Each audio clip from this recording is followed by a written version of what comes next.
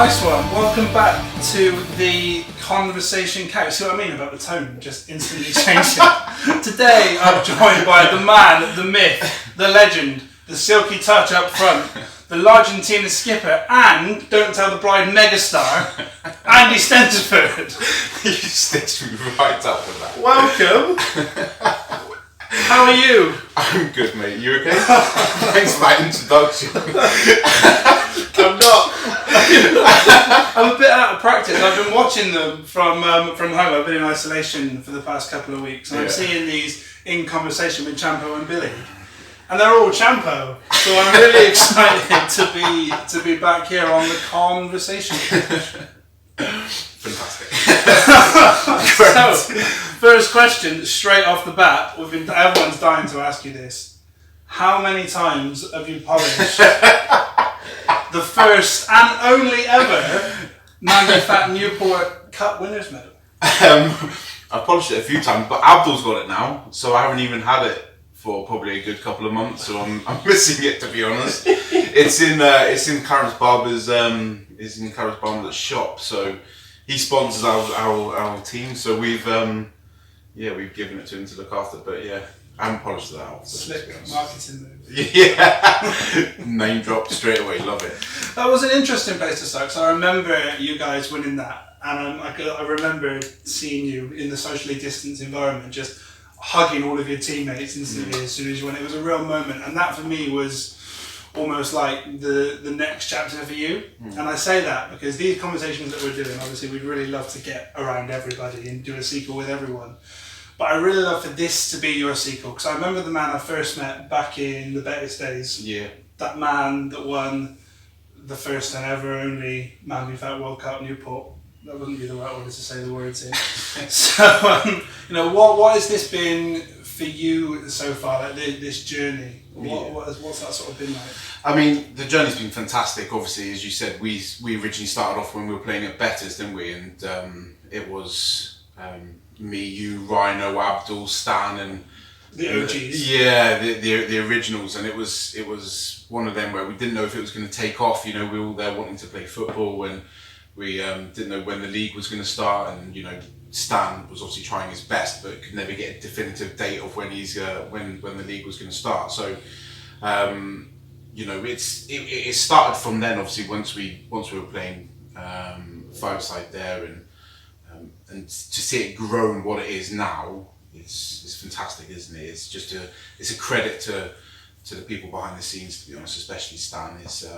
It's grown from sort of 10 people every week to God knows how many. Is it 70 or 80 odd people now, or even more? 78, I think, at last count, coming off Friday, and obviously your additionals that come on a Wednesday.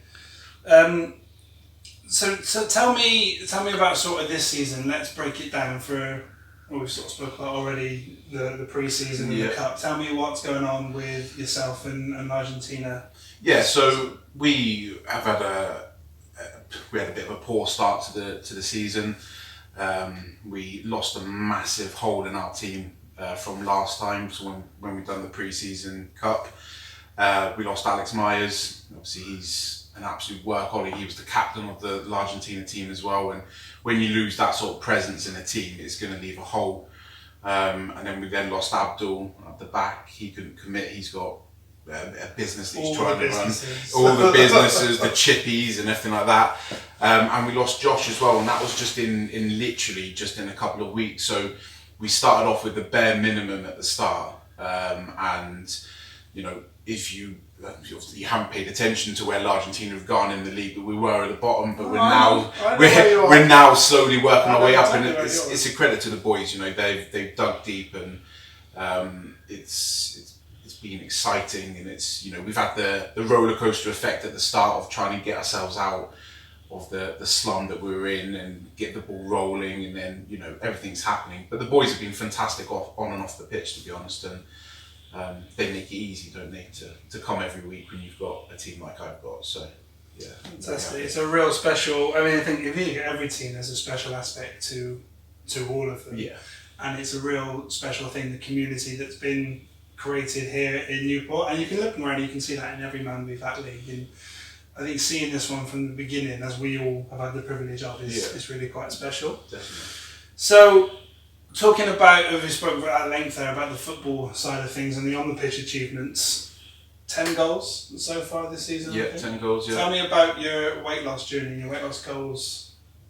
This season? Oh, tell me what you like. Yeah, so I've had a bit of a mixed one. So I hit my 5% before we went into lockdown in December. Fantastic. Which I was, really chuffed with. I've never ever lost anything like that before. So, myself, I was over the moon, and wanted to carry on. And then we went into lockdown, and then lockdown then went into Christmas, and it was just a rubbish time, mentally on and off, it was just tough. It was really, it was a long slog, not being able to go out and see everyone, not being able to play football, not being able to exercise with your mates, and, I didn't have that accountability which Man v Fat has when you're doing it every week, So I put weight back on. I didn't quite manage to put all my weight back on, but I put weight back on, and now I'm trying to graft to get my 5% again. It has been really, really tough this year. I'm not going to lie, especially as same as everyone with COVID. It's really affected me, and I was speaking to other people as well, and it's just nice to finally be able to get back out there and as I said, get with the team and get playing again, 100%. You've heard the word a lot, but unprecedented, I think is the word that keeps being bandied around. 100%. So, talking about sort of a longer term goal for you then, do you have those? Is something specific you want to achieve? Yeah, Man v Fat? There's no qualms about it. I'm a big lad, and what I ultimately want to do is I just want to be at a healthier weight. I'm never going to be a thin person. I'm never going to be a skinny person, in my opinion. I just want to be at a nice weight where I'm comfortable, I'm happy. I've got goals, me and the missus are talking about kids and stuff like that in the future, and, I don't want to be that dad that's going to be, out of breath by taking them to the park or whatever, and my drive in all of this is to have a future for our little one in the future, if that makes sense. I know, it's not, they're not born, she's not pregnant, anything like that, but I just want to be in a position. That's a bit exclusive. Yeah, drop the bomb. Don't tell the one they start Anna. No, but I do really just want to get fitter. I just want to make sure that I can live as long life as possible, and sure. I don't have any health risks and stuff like that. So that's my drive at the moment.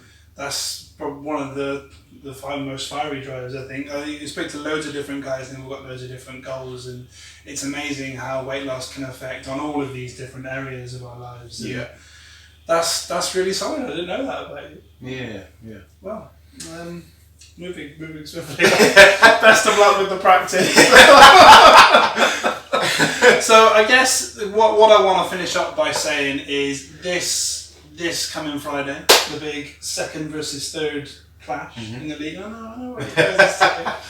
What's your prediction? What's your score prediction? I don't know. We've got a couple of lads, including myself, that are hopefully going to hit the 5%. The Greens, I think we played the Greens about 8 weeks ago or something like that, and you guys played really well. Won 3-0 or it was 4-0, something like that. I mean, I'm not just saying this because you've got a really, really good team, the Green team, and it's going to be tough.